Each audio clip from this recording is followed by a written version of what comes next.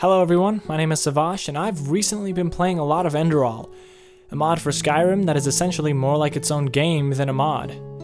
It has its own universe, stories, lore, characters, and gameplay mechanics.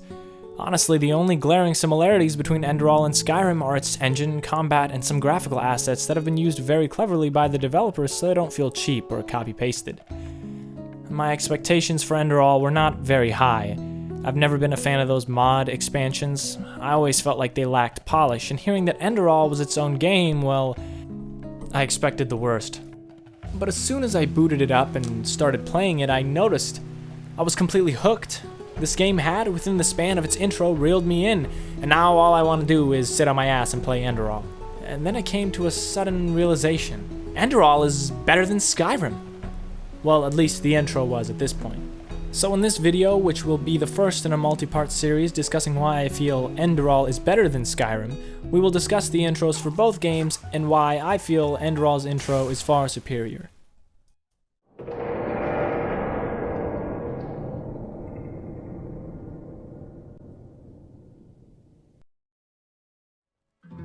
In an open-world RPG, the most imperative thing for the developers to build and expand is, well, the world. It is where we as players will be spending countless hours in, immersing ourselves within its landscapes, characters, and of course, the game's events. In Skyrim, the world is huge, with a large expanse of history to back it up, but one of Skyrim's major flaws resides within its world building. Sure, it has a lot of lore and supposed interesting events like the return of the Dragonborn and the Civil War, but where Skyrim really drops the ball is conveying this to the player and involving them effectively with any sort of continuity. This is even apparent at the beginning of the game. The opening cutscene really struggles to grasp the weight of the events that the game is trying to portray. Apparently, you were caught crossing the border, and it just so happened that you were with the Stormcloak Rebellion. By accident. Really? That's the best the AAA studio with a budget of $85 million could come up with? You know what? That's not even the worst part. The worst part is the Imperials, who are about to put your lights out by chopping off your dome, know that you weren't really with the Stormcloaks, but they send you to be executed anyway. Already the premise of this intro seems very silly, but you know what? I can suspend my disbelief about all of this for the sake of the game. I mean, it's a game about dragons, magic, and cat people, so I can let that slide. Aside from this, there can't be any more problems, right? Well, let's begin with the characters. They suck. After 10 minutes, I forgot who the hell they were and why they were important. Well, actually, they aren't important, but that's a whole nother can of worms. Rudolph, whatever the hell his name is, he's the first person in the game to speak to the player. Let that sink in for a bit. Did any of you find him interesting? Do you even know who I'm talking about? He's the Stormcloak rebel who talks to you in the cart about mead and heaven and home and all this other jargon. I mean, at this point, I don't even know who the hell this guy is, so all of his memories, they're not important to me. And then there is Lokir. Yeah, I actually remember this guy, but not because he's a well-written character, far from it. He's the worst character in the entire game. His voice acting is complete trash. Everything he says is followed up by an awkward pause, as if the game is struggling to load what the other characters are going to say. In fact, the entire game feels this way. There's so much awkward silence in this intro. All the game's events seem silly and definitely not urgent. And I feel like this couldn't have been that hard to fix on a technical level. I mean, so many other games do this better. Here, I'll just show you what I mean. General Tullius, sir. The headsman is waiting. Good. Let's get this over with. Sure. Mara, Debella, Kinnarev, Akatosh, Divines, please help me.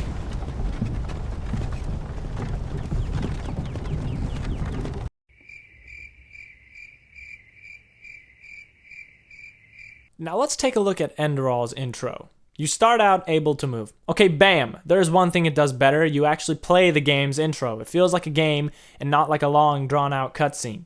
Sure, there are times the game takes control away, but hold on, I'll get to that later.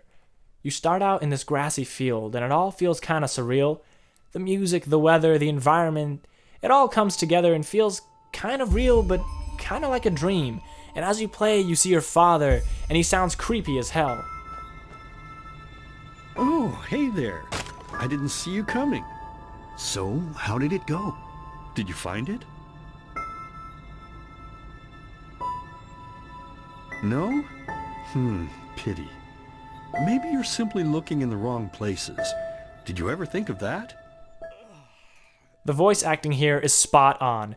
It conveys to the player the feeling of the uncanny valley. He looks human, he talks, but he feels kind of fake too. This made me really uncomfortable the first time I played it. Okay, bam! There's another thing it does better. I actually feel something right off the bat. I'm invested because I'm controlling the character, and this guy is creepy as hell. And then you enter the house, and holy hell, the atmosphere just keeps building from here.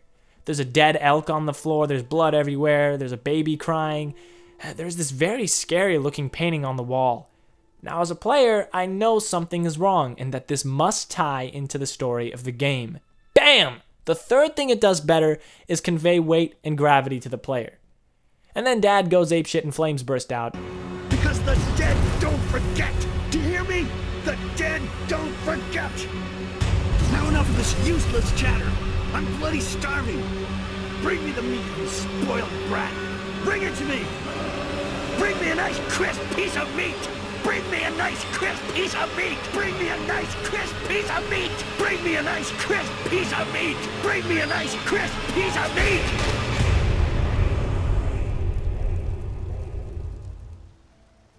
Okay, so the first person to speak to you in Enderal is actually very interesting. Not because he likes meat or is going to heaven or some shit. He connects to the character's story directly. Obviously something happened to your family, and it poses the question of how it happened. You as a player don't really know yet, so now you have incentive to find out. It's personal. Now let's take a look at something some of you might find unimportant. How you are prompted to create your character. In Skyrim... Step towards the block when we call your name. One at a time. Empire loves their damn lists. Ulfric Stormcloak, Jarl of Windhelm. It has been an honor, Jarl Ulfric. Ralof of Riverwood.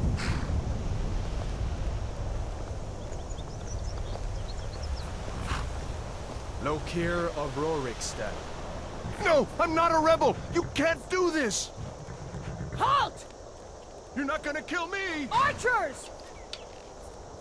Anyone else feel like running? Wait. You there. Step forward. Who are you? Okay, I feel like that doesn't need much explaining. It's boring, period. The voice acting here is just mediocre at best, and nothing interesting prompts this question. It sure as hell doesn't feel personal or important to the narrative at all. In Enderal, you awake from your dream on a ship with a guy named Sirius. This is what he says. But if the stories are true, there's no better place for a fresh start.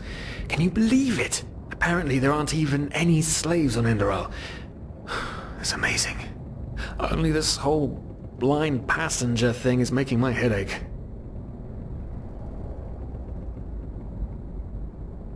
We're talking about 500 pennies here. Even if we're able to find a job over there, we will still need the money for ourselves. Don't fool yourself. What we're doing here is theft. Unfortunately.